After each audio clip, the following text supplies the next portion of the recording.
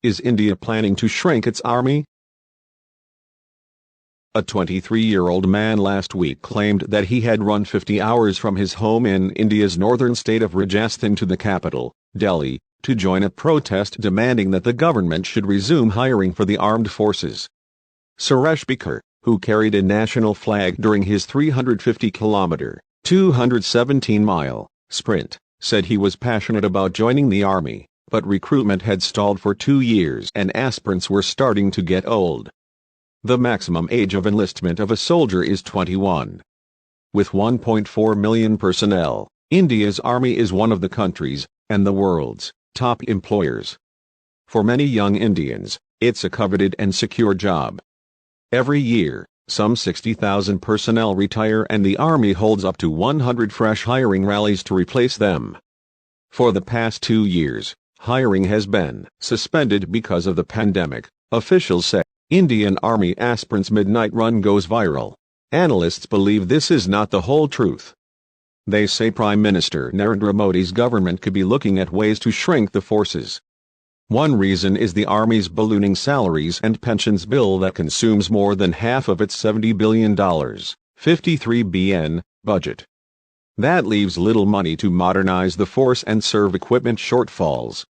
India is already the world's third-largest military spender, behind the US and China, and the world's second-largest importer of arms.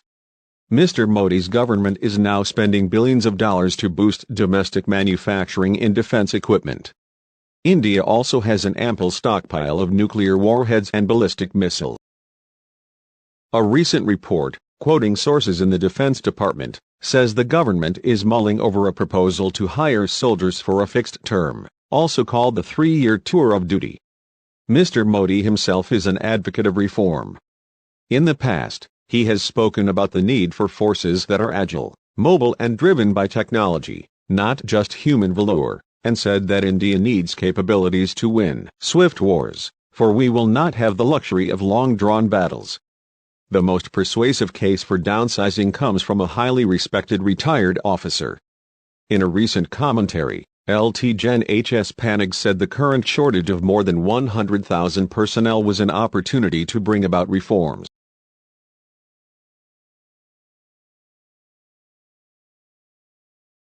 The forces of the 21st century require quick response by agile armed forces backed by state-of-the-art military technology, more so in the subcontinental context, where nuclear weapons preclude large-scale conventional wars, Lt. Gen. Panig notes.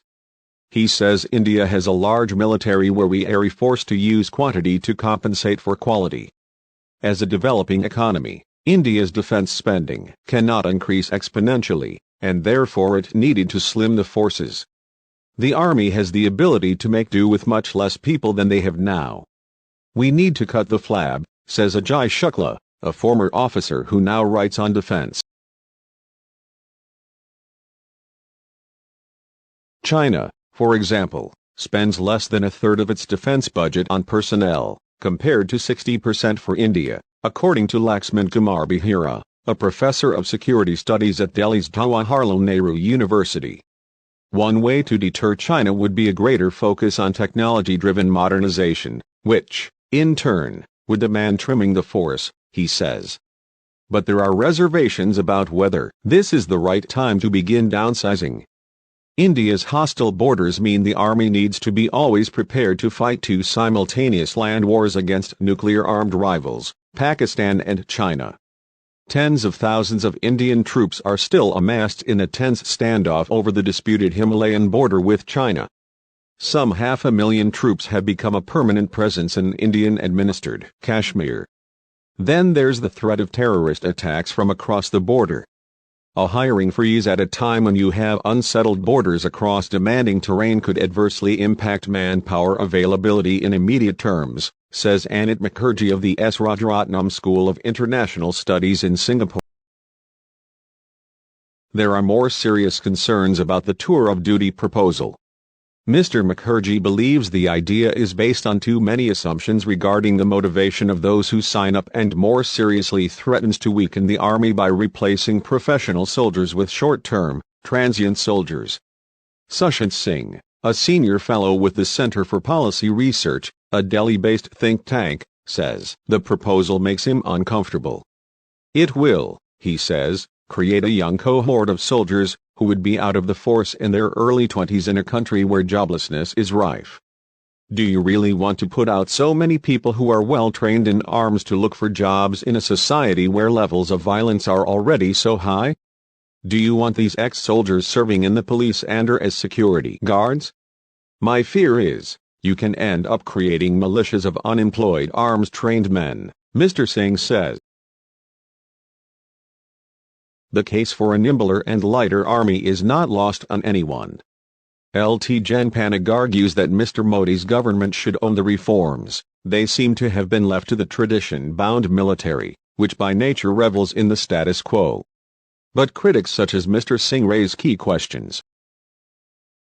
What about the gaps that will be created that won't be filled for years? How fast can you train the new transient recruits? What about the political pushback that will inevitably happen as public protests demanding the resumption of hiring continues? Most importantly, which roles will be trimmed? The soldier who operates an air defense gun or the soldier looking after rations? There seems to be no strategy or plan that has been made public. This is reform by stealth, says Mr. Singh.